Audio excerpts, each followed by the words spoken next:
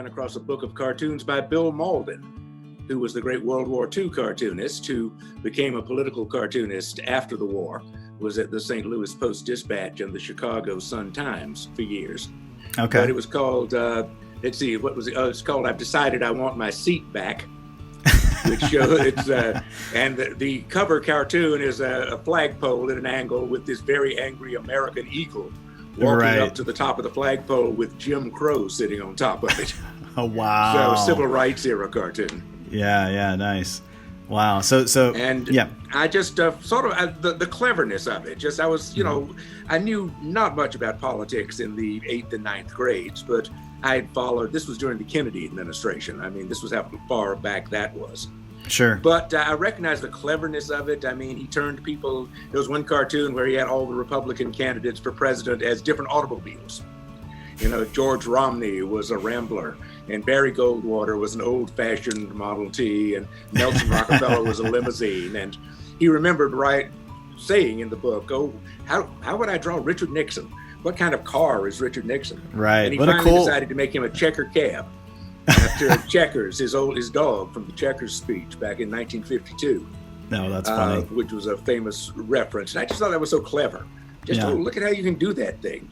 Yeah, turning Nelson Rockefeller into a falling rock that might block Nixon's path to the nomination. That sort of imagery just struck me as enormously clever stuff, even if I didn't understand what half the issues were about.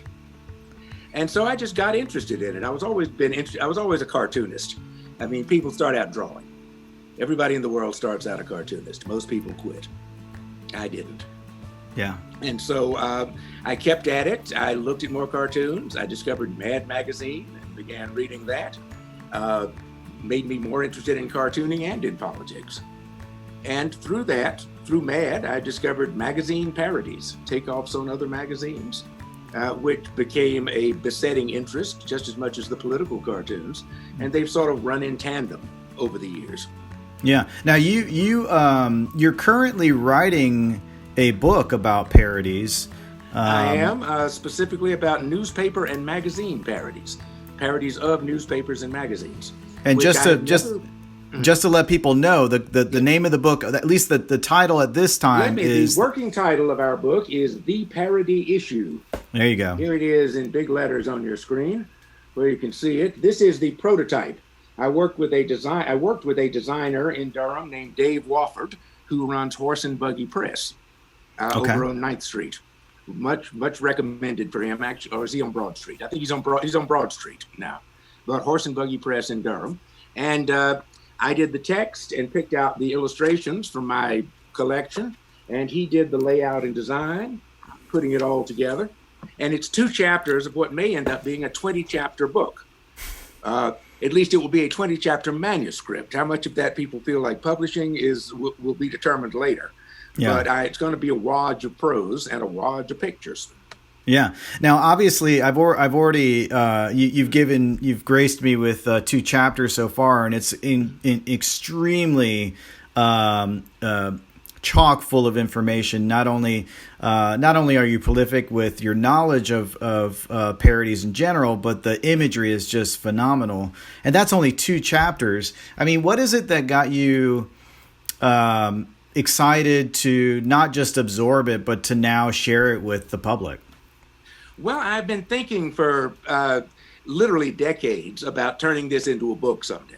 Yeah. Simply because when I started looking for a book, I couldn't find one. No one has ever written a book about newspaper and magazine parodies. There have been a couple of anthologies of them. There was a collection of Harvard Lampoon parodies that came out nearly 50 years ago. There was a collection of college parodies. That's the title of the book. It was called College Parodies. And it was published about 1961, which was just an anthology of things that had appeared in college publications that had parodied other publications. But there was nothing about them. So I was curious just what the history of this stuff was. Since everybody is familiar with, fake newspapers, not to be confused with fake news, but fake, the joke paper that came out on April Fool's Day that the high school paper or the college paper put out. That just seems to be something that kids, people when they're in the high school, college age, they want to do fun, fake things. And let's put out a fake issue of the school paper and scare people with it, that kind of thing. Yep. And that interested me. Why my interest went in that particular curious, deviant line, I don't know. Yeah. But they did. And when did that start? When did that start? When did you start thinking like that a book needed to emerge? Well, at least 20 years ago, because I wanted to read up on this subject. Yeah. As a matter of fact, when I started actually looking into the book, I assumed that I would go to somewhere like Duke Library or UNC Library, and I would find 3 or 4 histories of parody that had large chapters on parody newspapers and parody magazines and things like that. And there are none. As a matter of fact, I only discovered one attempt to even try to write a history of this kind of parody, and that was 200 years ago. And the man ended up dying without ever writing the thing. Oh, wow. So it was a man named William Hone, who was a very big Englishman, flourished in about the 18 teens, actually around exactly 200 years ago. He's very famous in England or moderately famous in England, for being at the center of one of the great trials about press freedom in England. He was kind of the English equivalent of John Peter Zenger over here, the man in New York who established freedom of the press in the U.S. or helped establish freedom of the press in the U.S. But he was sued for blasphemy. Actually, he wrote parodies. He loved parody. He collected ephemera. He was the first pop culture junkie. Oh, basically. wow. He collected broadsheets. He collected old song sheets. He basically collected everything written on paper. He'd fit in perfectly with today's era.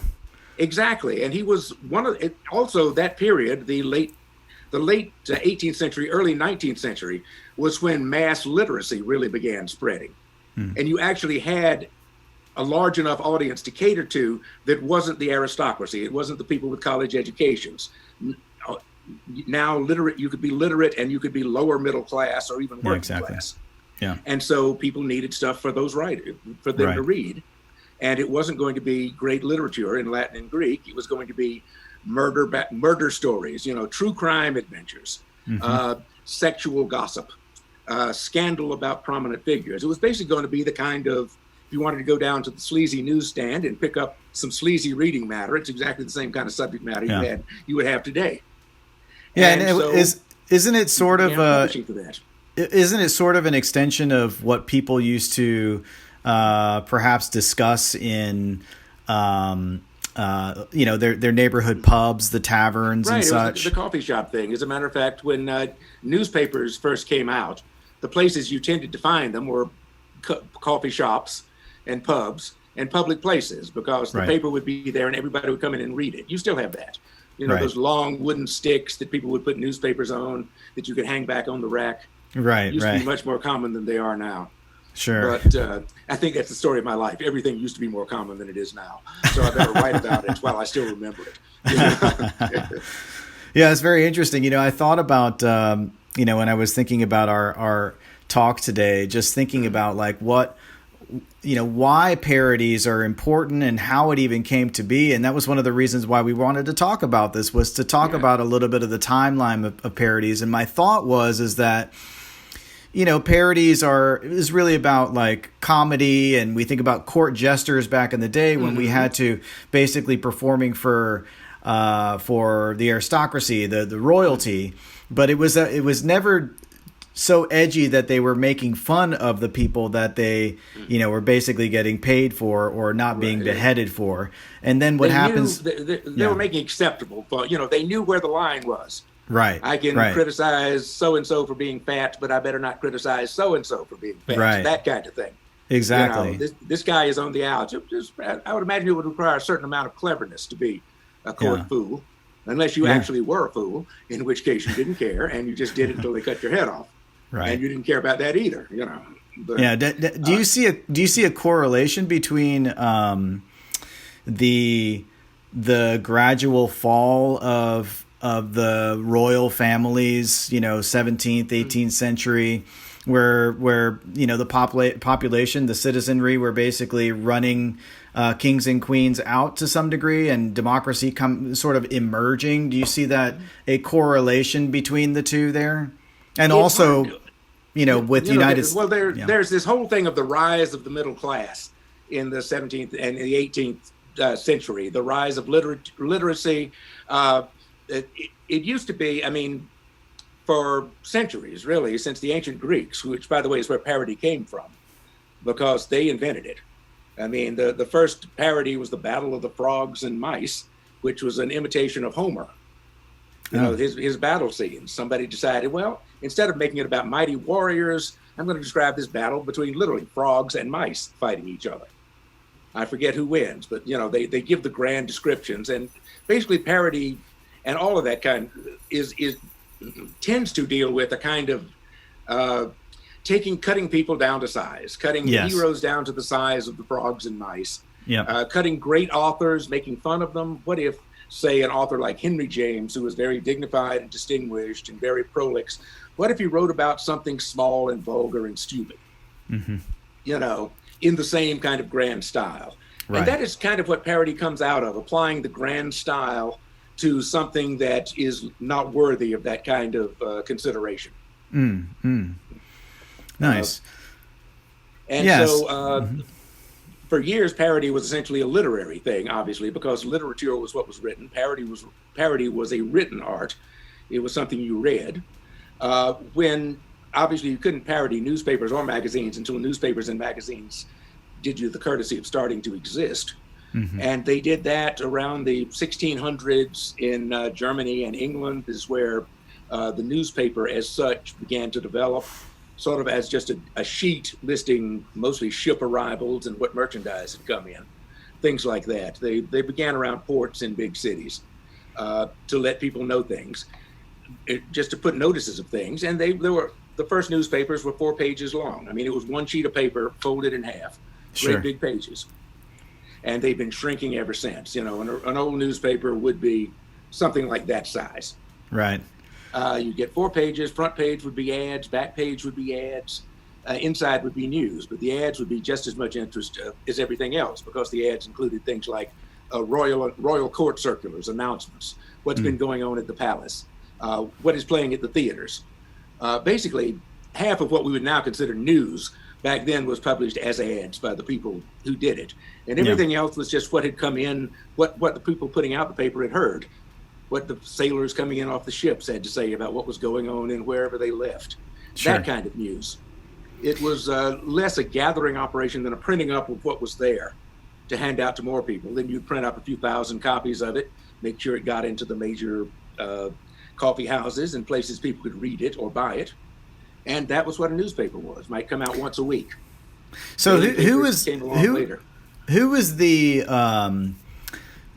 brave soul in the United States, as just an example, who first came to a newspaper wanting to share their drawing or their cartoon, parodying some sort of daily news of the day type scenario? News of the day type thing. Well, cartoons came to newspapers about the time newspapers started being able to print them, which was around as a big thing. I mean, newspapers could print some kind of picture, a little woodcut maybe in the title. They could do that practically from the beginning, but it was always like the same picture every issue. This is our trademark up here on the top. But as far as actually running different pictures, that as long as it was woodcuts that were slow and tedious to make and took time, you'd maybe run one picture an issue, if that, in a newspaper. And then you might run it again later for another story. It's even a different person. What if he looks like that, But for getting cartoons in newspapers, cartoons started as standalone publications. When people started selling cartoons, they sold them as prints. I mean, cartoons have been around since people drew on walls. But as far as actually selling pictures, selling political pictures by themselves, it was selling them in prints. I can show you, let's see, do I have any actual prints here? No, I don't, up on the wall. I was looking around. But they were big. You could buy them, 1 cent plain, 2 pence colored, hand colored back then. You had women who sold jobs sitting there putting the yellow on 200 shirts in this cartoon kind of thing. Wow. That raised the price by a whole penny, something like that. Right. But the cartoons were by themselves. They were displayed in shop windows, so people would gather in the printmaker's shop windows to see what the latest cartoon was, who was being caricatured, what issue was being made fun of. And after a while, when magazines came along, magazines could print illustrations better than newspapers could beforehand. The Illustrated London News and Punch magazines in England were both founded about 1840. And they were the first really illustrated magazines. Around 1840 was when illustrated magazines came along, mostly due to developments in the printing process. In the United States, as well as in England, some of the first magazines to really carry illustrations were women's magazines because they carried fashion plates. You had to show what the clothes looked like. Then and now, that's what you have to do in a woman's magazine, is show what the clothes look like. Right. And so they got good at running these, maybe a color plate at the beginning of every issue and some black and white plates interspersed into the press run. Actually running the pictures off as part of the press run came along as in the 1860s, 1870s. And it was around then that newspapers took over from magazines as the places you would see political cartoons.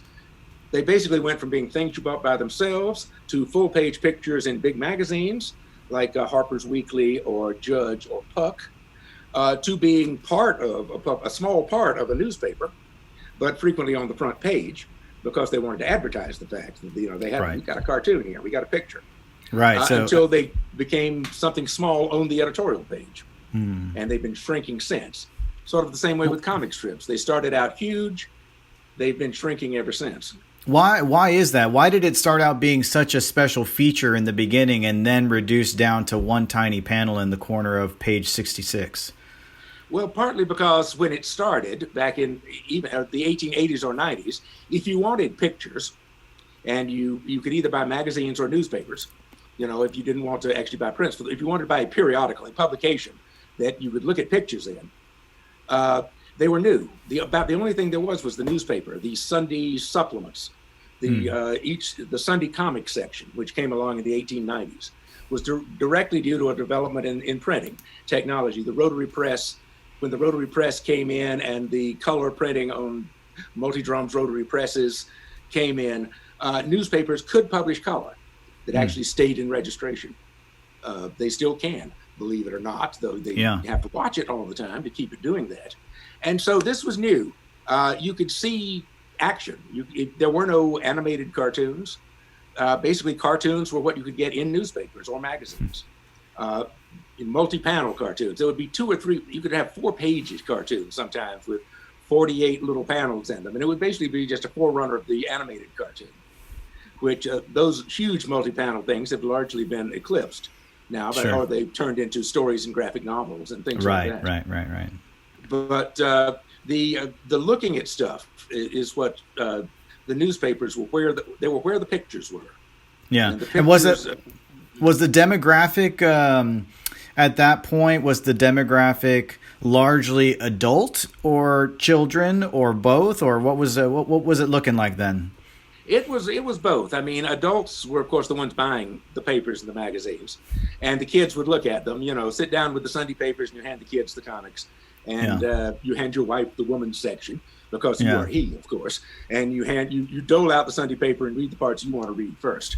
Right. So dad was still handing out the children's, doling out the comics to children. In other words, in the early days, with the popularity of the cartoon illustrations, was it obviously it was driven by the popularity for adults, right? But it would appeal to adults. I mean, the Yellow Kid was the first major comic strip character. A man named Richard Outcault invented him. You may have seen it. It's a picture of a bald-headed kid. Looks sort of like a bald-headed Alfred E. Newman wearing a yellow nightshirt with slogans that would change every panel and printed on them.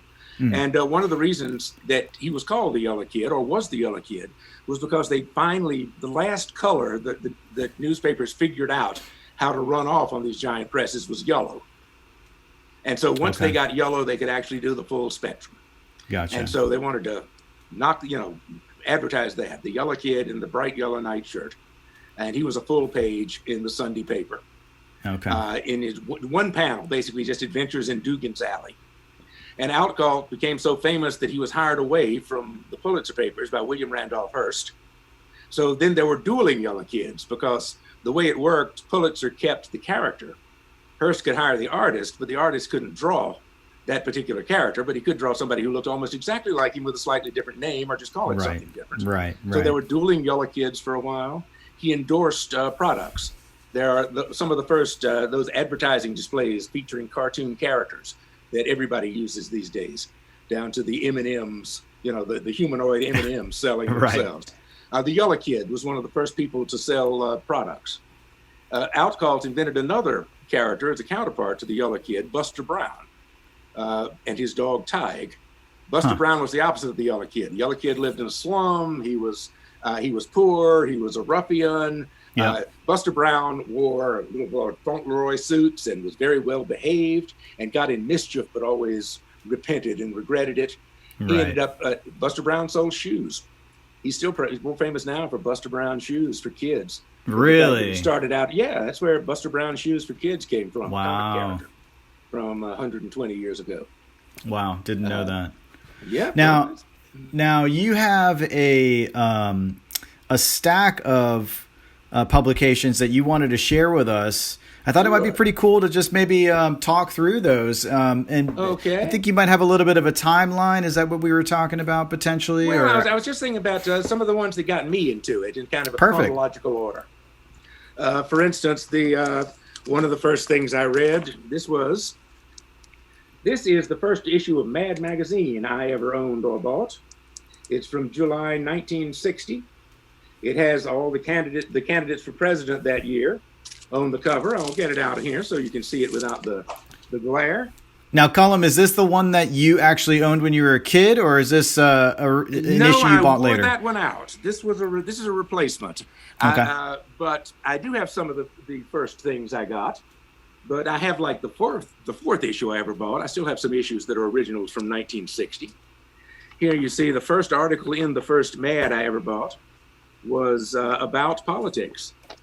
Madison Avenue. If Madison Avenue advertised presidential candidates, So there's Richard Nixon being stoned in South America. Oh my God.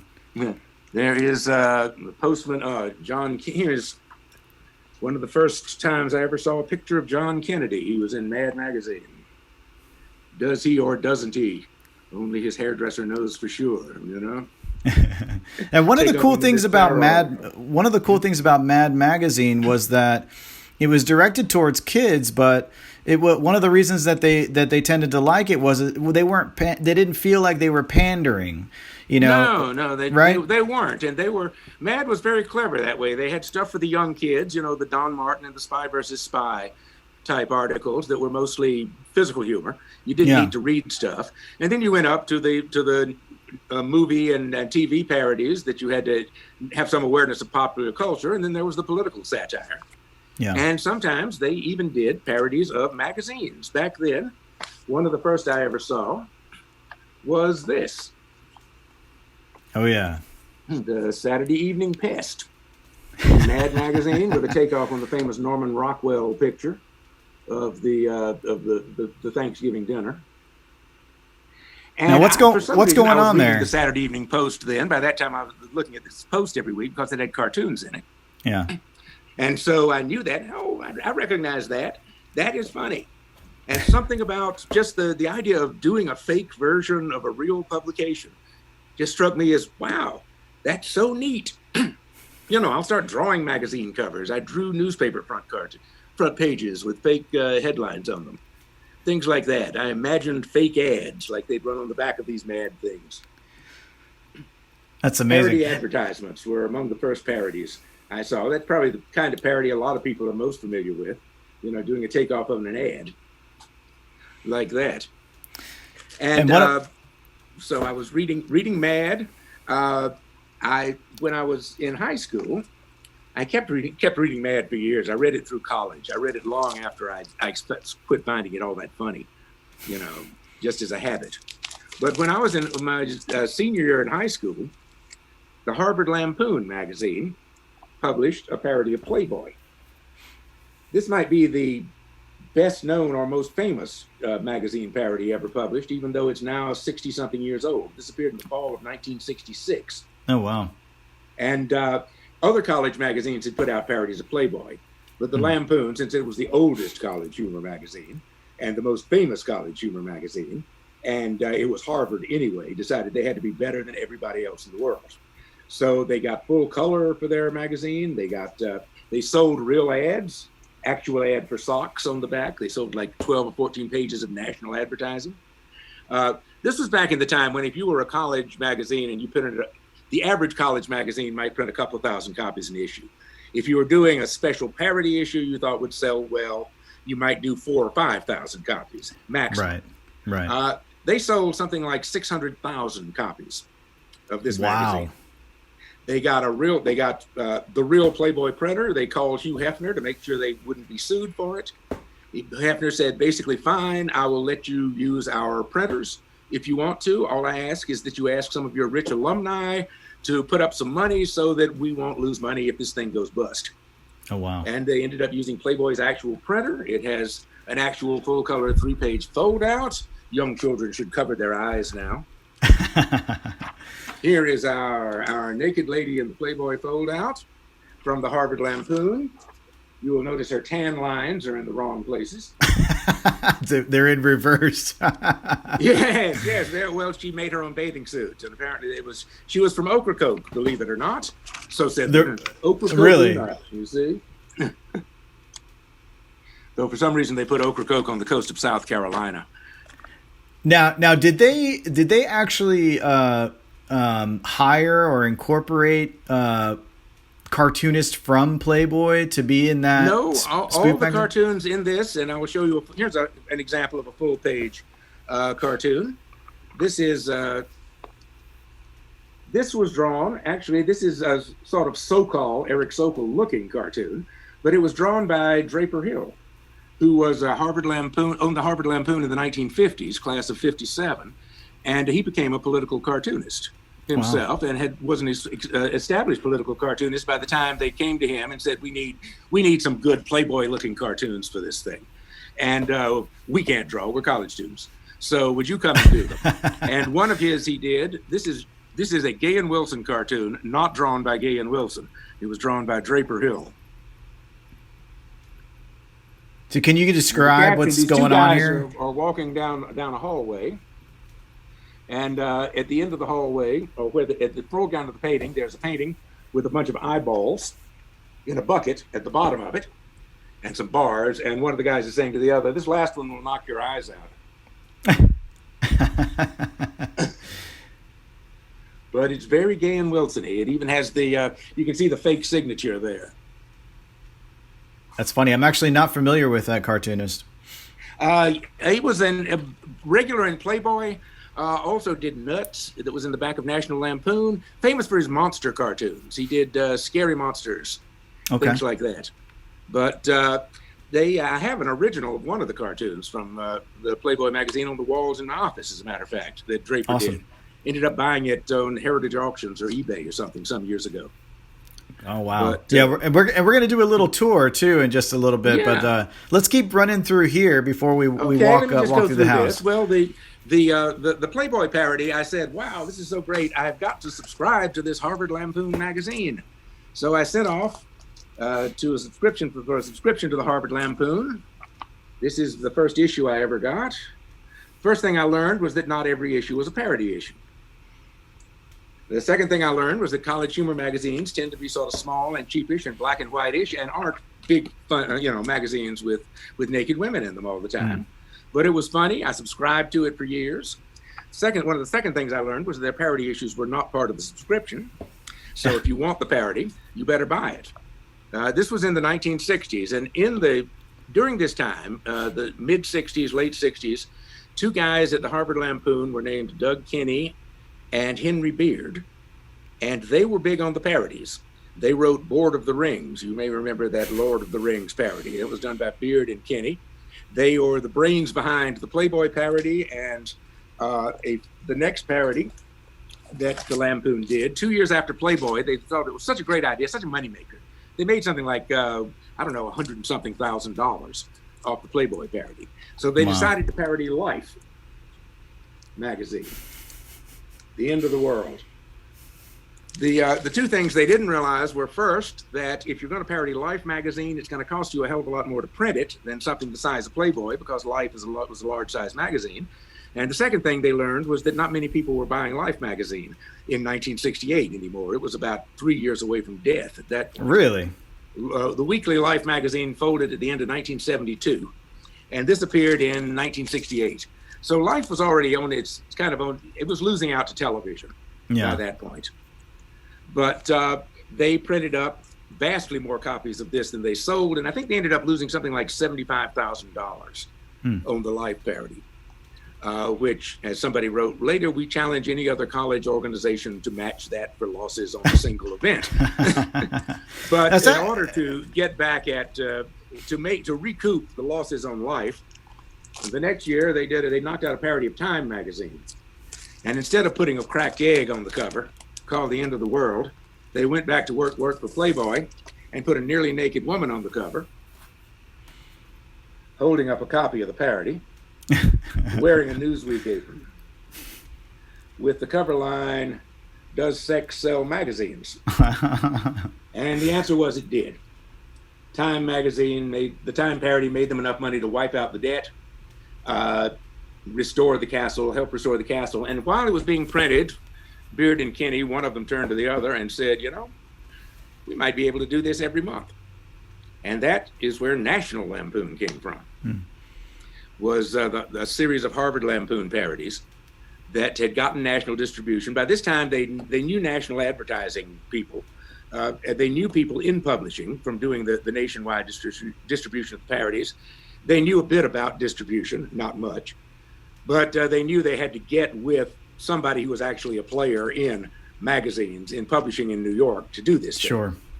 Lots of college magazines had tried to sort of go off campus, go national, or just even statewide or regional, cover the whole conference.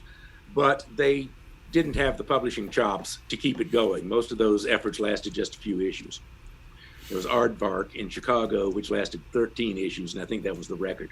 But, so I'm actually curious about, you were talking earlier just a minute ago about the advent of television and how it affected Life magazine. How did television impact editorial cartoons, parody magazines? I mean, did that have much of an effect on that medium? Television had very little effect on editorial cartoons, because newspapers were worried TV was competition. And of course, eventually TV and the internet eventually put the newspapers where they are now. But television came along in the late 40s, and newspapers were still doing pretty well until the turn of the century. I mean, they weren't raking in the money quite as fast as they used to, but newspapers used to be money-making machines.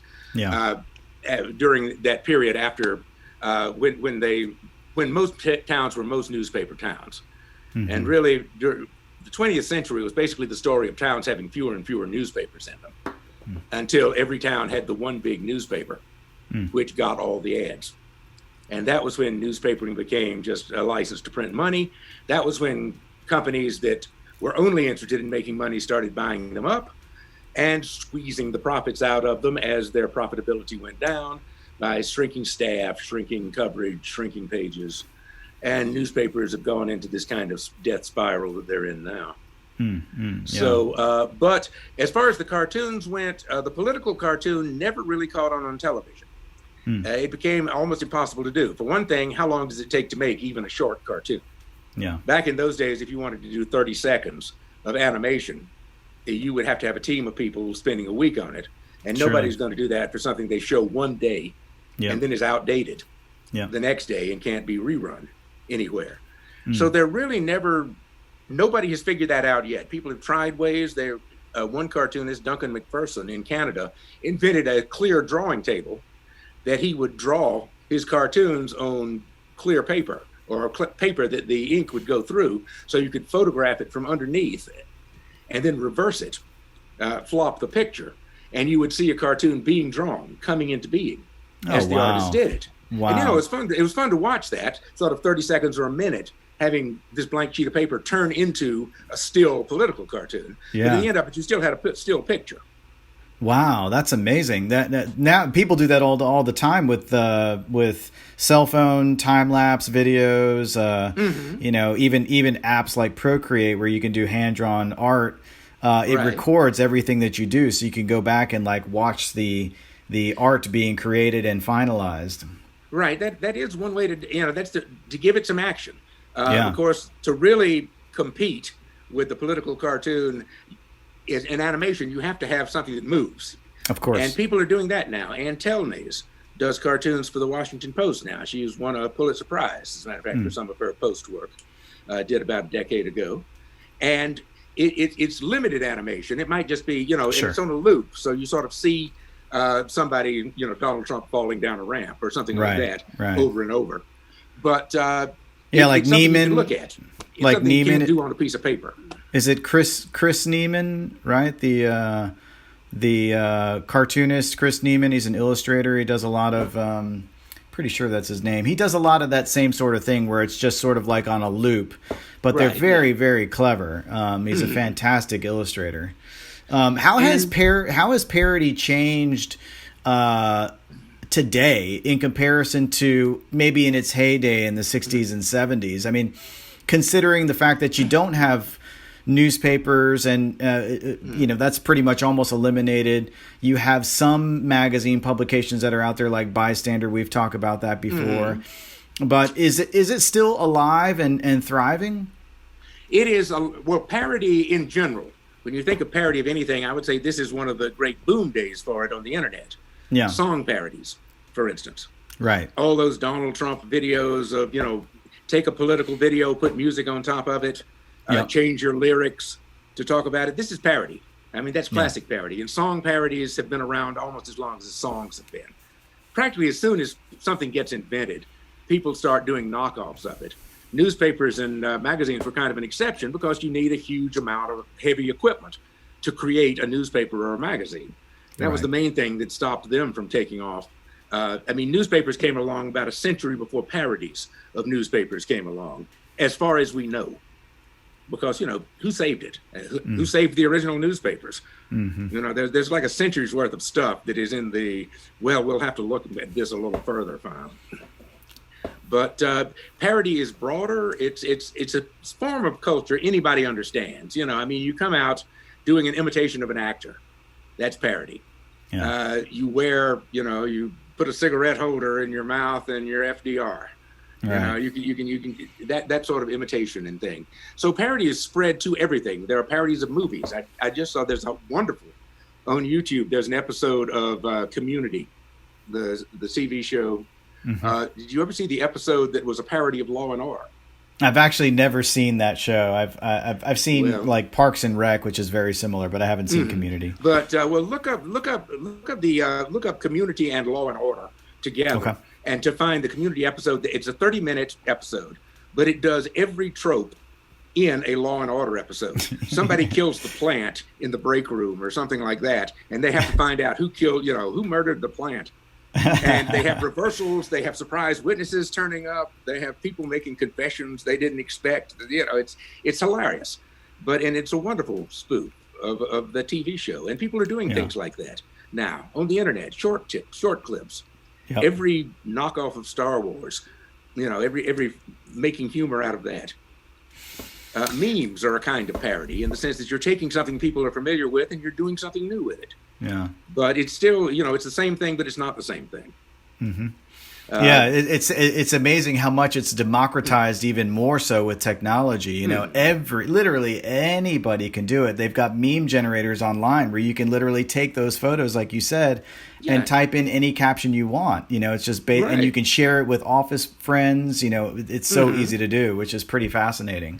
And we've all seen, you know, the pictures where somebody takes like two guys an arm wrestling pose, and you label one Google and you label the other Amazon, that kind of thing. And they're fighting with, you know, something like that. Right. That's political cartooning. It's taking an image and applying it to a different situation. Right. This arm wrestling image is like the conflict between these two people, you know. Label one arm Trump and the other one Biden. It's a stupid cartoon, but that's basically a political cartoon as such, you know. draw a Amazing. rat and label it Stalin, that sort of thing. Instant cartoon. So listen, while we have just a little bit more time, we need to go do a little bit of a tour of your home. Would you mind sharing your doing a little tour for the I would love viewers? to do a little tour. Awesome. Let us go. Let us see. I'm going to slow. I'm not trying. Nobody gets headaches here, but I'm going to slowly turn this thing around to show you the room I have been sitting in. This is what I have been looking at while y'all have been looking at me. These are some of the most commonly used reference books on humor and parody that I reach for most often. And here, in this room, these are magazine and newspaper parodies. Actually, these are almost all magazine parodies. Now, are these all categorized, organized? They are all categorized. I start out with some by different publications. This is a whole stack of stuff done by the Stanford Chaparral over the years. Parody of Fortune from 1950. One of my favorites, from 1967, the Stanford Chaparral. Here we have Groin, men's magazine, complete with Nazis and semi-naked girls on the cover. Oh my gosh! The Stanford Chaparral also did the Post, the Wednesday morning pile. So that's literally 60 years ago. Can we assume that these publications are no longer around, or what's the deal? Most college humor magazines are no longer around or not around as they were. The Harvard Lampoon is one of the few that's anybody's heard of.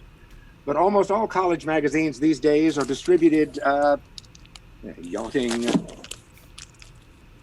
We have the animals. 1980 was big for animals. Remember Vanity Fur? And of course, Catmopolitan. Done by a woman named Eileen Hochberg. Okay, so my cartoon books. Yeah, what do you got here? This is up here we are starting with L, probably picking up from another room. And these are some of the L's and M's I've got. Here we get down to the Mad Magazine books. So these are categorized by, or alphabetized by... they are alphabetized by person and by publication. Okay. I've mixed the publication, so the New Yorker is right next to people whose last names start with N. Okay, gotcha. Bunches of New Yorker albums from way back. Now I'm going to slowly go us around. There's where I was sitting.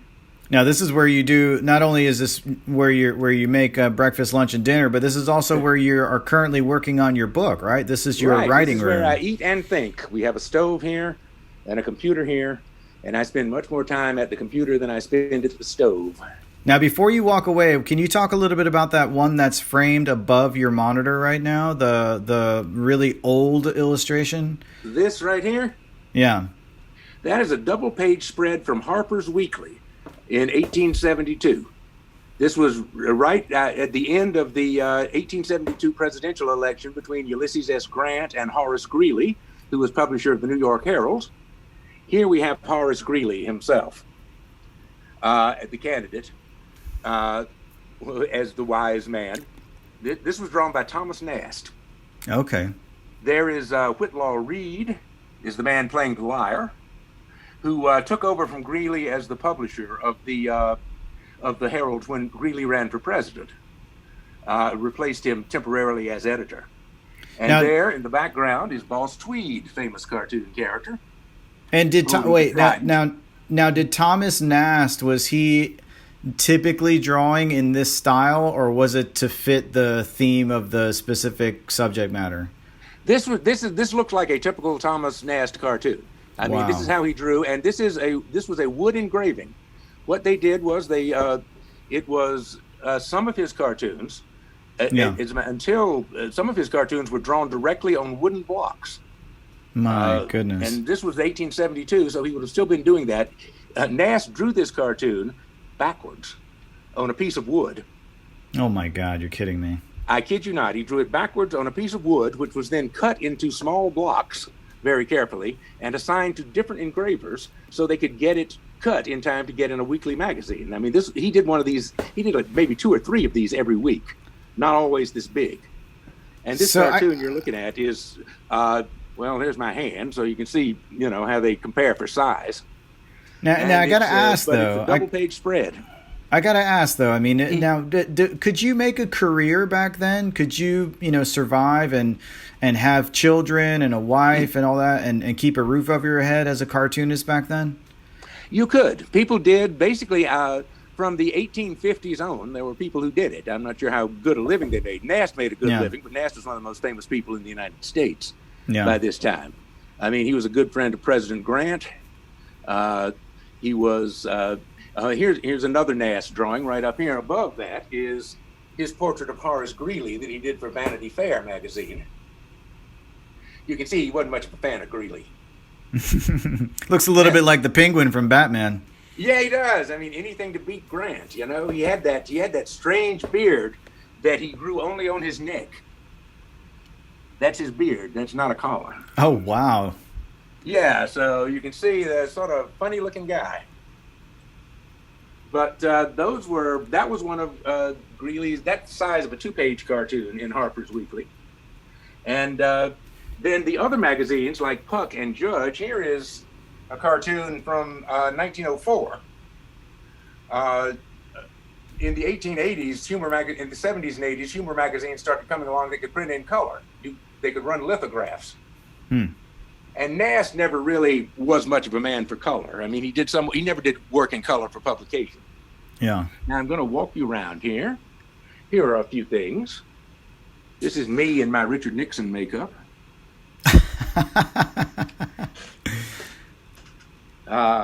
Here we have a cat.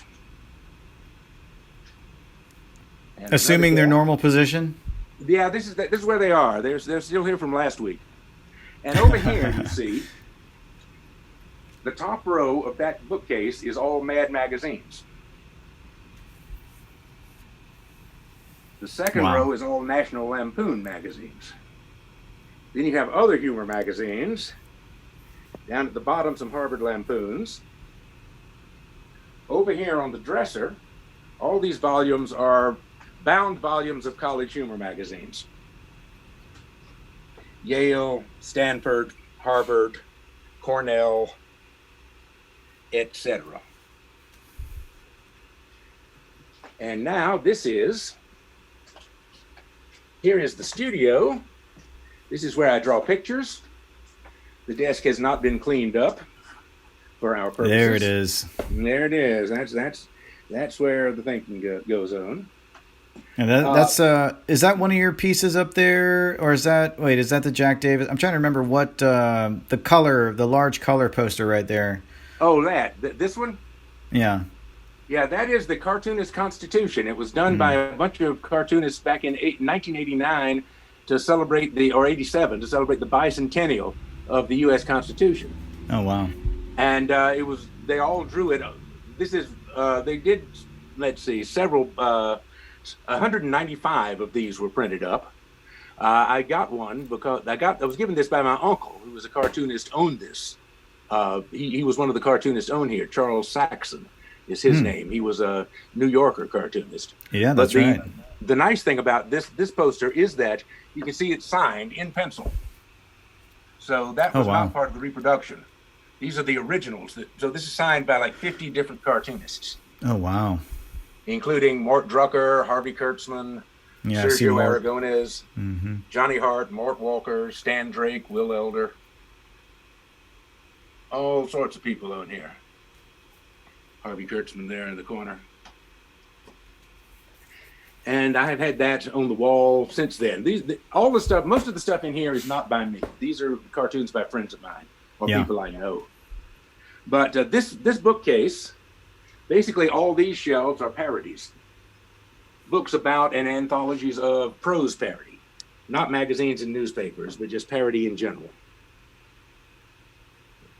And these are the books that are about parody are vastly different than what you're working on, where you say is Yeah. hasn't been done before. Yours is more of a history of, right? Yeah, well, lots of people have written about literary parody of literature. I But see. really, nobody has written about parodies of publications.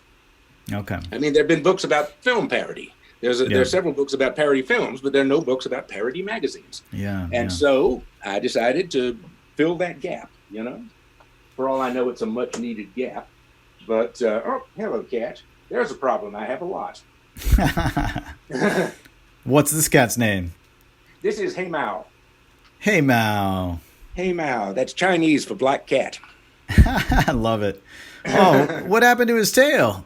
What happened to his tail? Oh, some mean critter bit it, and I had to have it cut off because it was dying. So I now have a fake Manx cat.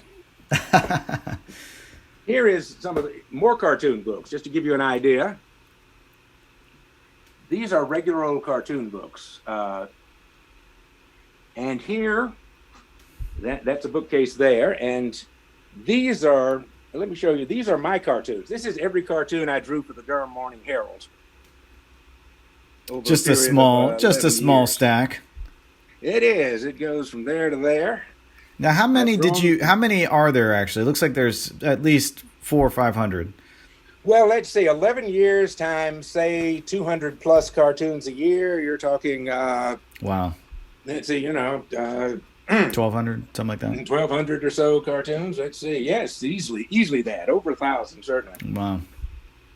And here are the political cartoon books. I'll give you a back view here. Here is the cartoon book library.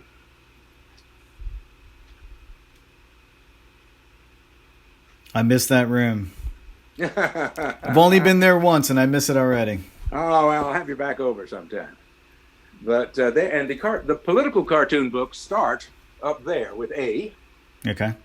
And go all the way down through G, K's through M's.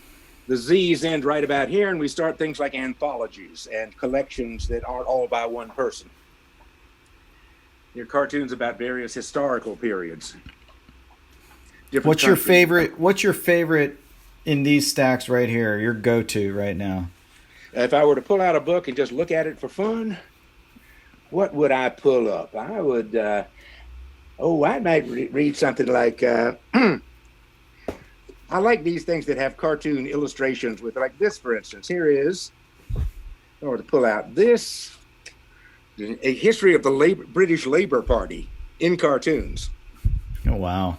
Yeah, I would. That's fun because you get some history out of it too. A lot of the history I've learned from trying to figure out what cartoons are doing. Why was that drawn there? Yeah. What's the joke there? So there we have, that is the collection, and I also have. Wait, before you leave this room, I want to show the viewers the drawing by your uncle. Talk a little bit about him and your connection to him. This is a cartoon by Chuck Saxon. He was a New Yorker cartoonist from the 50s until his death in 1988. And the caption here, we have a glamorous-looking couple on the sofa surrounded by press photographers. And the caption is, "I wish we could tell everyone that we of the theater are not really gods and goddesses." And another drawing of his that I have on the wall is this, which is a drawing of the house my grandparents had in Blenheim, South Carolina. Really? And it was a wedding present to my parents when they got married in 1948. Wow. And this was your mom's brother? It was my father's sister's husband. That's right. She married Charles Saxon in the 1940s. She grew up in Bennettsville, South Carolina, as I did. Here, by the way, this is us. Now you can see yourself seeing yourself on the screen. And shall we go back to the kitchen? What do you want to do? Sure. Let's take. I'll show you back. Let's close it up over in the kitchen. Okay. So, obviously you've got 2 chapters done. You're trying to get to 20 or 22. Yeah. How long do you think it'll be to? More. I need to. When will it be done? Well, I used to say it would be done at the end of 2020, but I can't say that anymore because it's not done and 2020 is over. So I'm just going to say at the end of 2021, I'll have this thing written, and if all goes well, there's some publishers that I need to contact. I've just been looking them up. Dave Wofford, who did the design on the chapter, is helping out with it. Great. And we will see. We don't have a publisher particularly interested right now, but I think it's the kind of thing that people would like to read. Oh, absolutely. I mean, and especially once people get a chance to see some of the content that's already in there. I mean, it just looks, it's just such a pleasure just to look at. I mean, so I you've already got customer number one over here, so I'm really excited to see you finish it. Let me jack the price up. Do it. Whatever the cost is, I got it. Okay. Anyway, Colin, thank you so much for taking the time to share your stories about parodies and such, and for doing a little tour for us. And hopefully we'll be able to do this again sometime soon, and hopefully in person. So really appreciate it, and be safe, be well, and we'll talk to you soon, okay? Same to you. Thank you very much. Bye. All right, take care. Bye-bye.